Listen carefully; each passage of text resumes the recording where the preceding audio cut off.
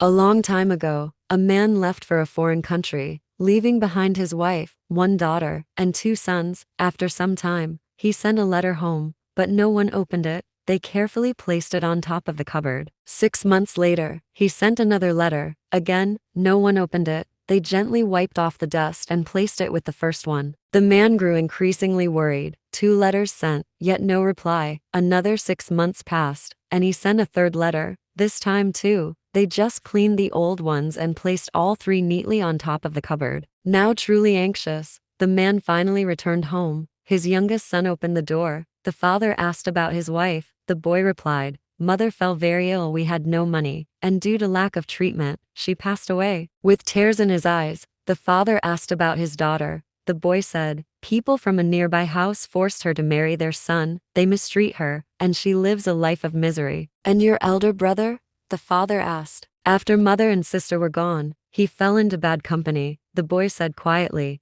"He's now addicted and never comes home." The man collapsed on the floor, crying bitterly. Through his sobs he asked, "Didn't you receive the letters I sent?" "Yes, father," the son said, "we received them, but we never opened them. We kept them safe, dusted them, and put them up carefully." The father wept even harder. "Oh, if only you had opened them once. The first letter contained money for the whole year's expenses. You could have treated your mother. The second letter mentioned a good marriage proposal for your sister and warned to stay away from the very family she ended up with. And the third letter asked you to look after your brother, warning him not to fall into bad company." The lesson, the signs of danger, and the ways to be saved had all been sent before the disasters came. But they ignored the letters, and by the time they realized, it was too late. The same thing happens to us. We face hardships, pain, illness, and confusion every day, yet the guidance and solutions for all of them are already in the letters we have at home, the Holy Quran. Many of us keep it safely on a shelf, occasionally wiping off the dust and putting it back neatly, but rarely do we open it,